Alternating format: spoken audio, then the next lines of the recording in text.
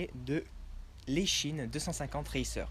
C'est enfin mon premier drone de course que j'ai pu recevoir par l'un de mes partenaires. Donc pourquoi un drone de course? Car il va très vite, il va plus vite qu'un Digiphantom 2, 3 ou 4.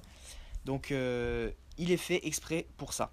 On ne cherche pas la stabilité, on ne cherche pas à avoir une prise de vue aérienne parfaite, donc comme un Digiphantom avec de la 4K, etc.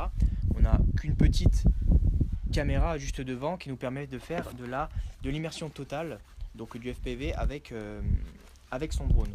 Vous allez donc pouvoir mettre ça sur votre tête et voir en direct ce qui se passe avec votre drone et aller de plus en plus vite, etc. Donc il va très très vite. C'est pas le plus rapide, mais en tout cas déjà pour avoir pu essayer un petit peu, et c'est quand même assez compliqué de gérer car oui, on n'a pas la même stabilité qu'on a avec un Digiphantom. Il faut vraiment bien gérer les joysticks. En parlant de joystick, malheureusement la télécommande n'est pas fournie avec le drone, ainsi que le récepteur, donc le récepteur qui est à mettre sur le drone et qui est à brancher sur la carte mère. Vous allez recevoir ce drone donc avec la batterie, plusieurs hélices. Vous allez avoir aussi plusieurs câbles qui vous permettre de brancher le récepteur à la carte mère, et vous allez avoir aussi la possibilité d'allumer quelques LED dessus, car oui, il y a 2 LED devant et une barre de LED juste derrière. Ce drone est quand même assez fragile, donc si vous rentrez dans un mur avec, vous allez tout de suite l'exploser car il est en carbone.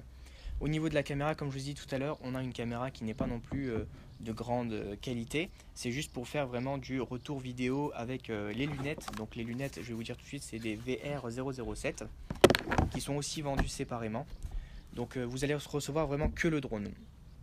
Par la suite, on va vous expliquer dans un article comment paramétrer une télécommande avec le récepteur et brancher le récepteur sur la carte mère. Et après sur logiciel, donc il faut régler la télécommande, donc les joysticks les régler suivant ce qu'on va faire avec, mettre en mode 1, mode 2 parce qu'elle n'est pas paramétrée du tout. C'est vraiment la partie la plus compliquée, mais si vous suivez l'article à la lettre, normalement vous allez être tranquille. On peut pas mettre de carte SD dessus, donc vous pouvez pas enregistrer, à moins de changer de caméra et de mettre une autre caméra, car oui, tout est customisable en quelque sorte. C'est quand même un drone qui est vraiment très ouvert au niveau des plugins ou des installations qu'on peut faire dessus.